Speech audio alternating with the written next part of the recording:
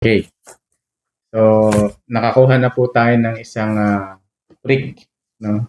Isang drop ng blood sa finger ninyo. Ngayon, titignan natin under microscope. So, dito po, obserbahan natin yung behavior ng dugo ninyo.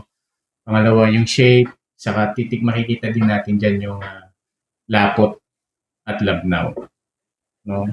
This is not for diagnostic purposes, pero dito po, makikita natin kung gaano naman kadumi. No, magkakaroon tayo ng mga clue kung ano po yung mga weak na mga organs sa loob ng katawan and also kung gaano po kahina ang inyong circulation. Dahil dito po makikita natin kung gaano kalapot. Ang normal po na red blood cell is parang ganyan. Ito po yung red blood cell and nakalutang siya sa clear plasma. So yan po yung normal na blood. Dito, makikita natin, papakita ko sa inyo yung dugo ninyo. Kung ganito nga, kahalintulad. Pag hindi ganito, means meron pong abnormalities sa dugo ninyo. Charan! So, ito pa yung mga red blood cell. So, makikita ninyo, or ma-observe ninyo, hindi sila pareho. Malayo. Malayo po. So, yung red blood cell ninyo maliliit na stack up. No? Dikit-dikit. So, yung mga dikit-dikit na yan, hindi po maganda sa circulation ninyo dahil hindi yan nakakapagbigay or nakakapaghatid ng normal na oxygen sa ating mga tissues.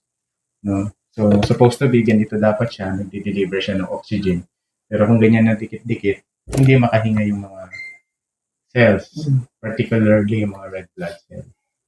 So, ang tendency noon, makakaranas ka ng abnormality sa function ng mga organ mo.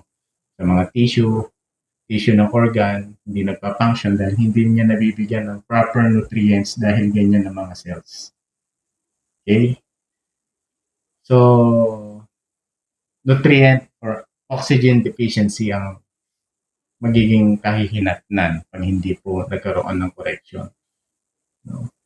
At the same time, ma-observe po natin doon sa plasma, hindi po siya malinis. Meron po siyang mga contaminants, no? Or meron mga waste na nakalutang. So, particularly dyan, mga uric po yung mga yan. And mga hardened cholesterol. So, itong mga ito, nagko-contribute yan sa pagbara sa mga maliliit na ugat. No? Specifically, doon sa mga capillary natin yung mga maliliit na ugat. So, pag hindi yan nakakadalo, yung bumabara, it means may impede yung function. Tulad ng sinasabi ko kanina. May impede yung function ng tissue. So, kung iisipin natin yan, kung halimbawa sa puso, hindi na bibigyan ng proper nourishment, magkakaroon ng mechanical problem. So, magkakaroon ng electrical problem sa heart. Kasi hindi niya nabibigyan ng proper nutrients, hindi nabibigyan ng electrolytes, hindi nabibigyan ng proper oxygenation, kaya nagmamalfunction. Same with the brain. Pag hindi niya na dideliveran dahil nahahatid yung mga nutrients dahil dito sa mga ito, hindi magkakaroon ng magandang function.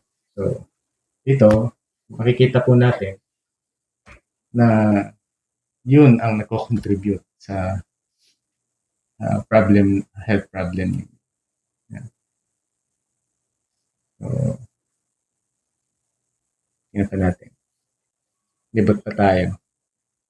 So, hindi lang po mga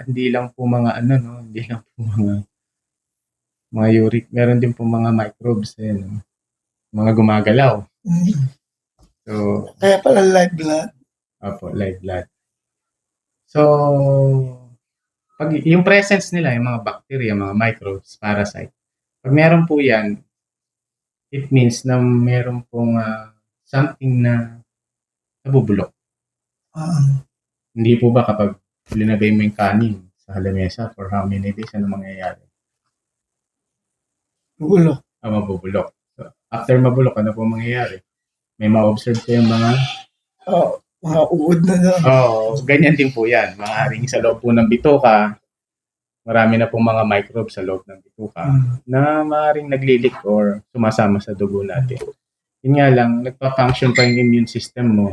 Malakas pa sila, kaya hindi sila nagdudulot ng hindi maganda sa katawan mo. Pero, kapag dumami na sila ng dumami, maaari kang magkaroon ng malalang sakit or hihina ang katawan mo.